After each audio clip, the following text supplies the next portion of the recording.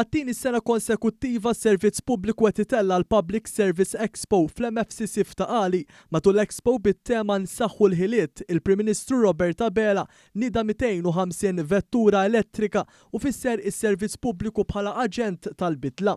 Dr. Abela qal li din it-tnedija tmur fit ma' dak li qed jagħmel il-Gvern fil-qasam ambjentali biex pajjiżna jilħaq il-miri tiegħu u jkun carbon neutral. Semma diversi skemi bilan li l-familji Maltin u Għawċin jinvestu f'enerġija rinnovabbli, iżda elenka wkoll il-proġetti ewlenin li qed jimplementa l-Gvern fosthom il-proġett tax-Shore to Ship li qed inaqqas 90% ta' tniġġis tal-arja fiż-żona tal-Port il-Kbir.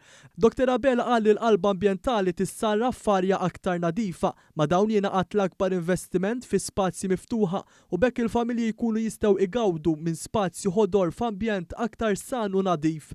Minnaħa tiegħu is-Segretarju Permanenti Ewlieni Tony Sultana għal li din it-tnedija mhijiex il-punt tal-wasla imma hija tarġa oħra fi strateġija sħiħa biex l-amministrazzjoni pubblika tkun aktar ambizzjuża fil-miri ambjentali tagħha.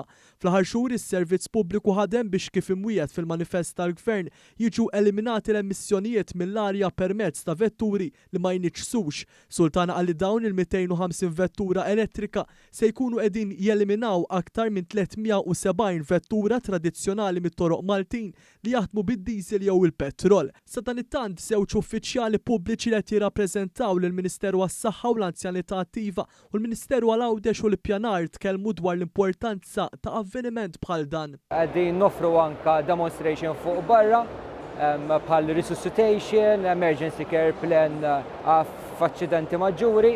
Għandna lill-Dipartimenti tal-Anzjani qegħdin joffru anke assistenza biex japplikaw għal ċertu servizzi u għandna Silver Tea Service barra għall-anzjani biex min jipparkja l-bot ikun jista' jwasslu sa quddiem l-entrata. Nitilqu minn dawk il-ħiliet manwali, hawnhekk warajna qed naraw wieħed qed jisprenja b'airbrush, inkomplu bit-teknoloġija li toffri l-GoZo Channel, teknoloġija li toffri l-awtorità tal-ippjanar, kif ukoll ma setax jonqos li nuru karozza tal-linja antika li kienet intuża Għawdex.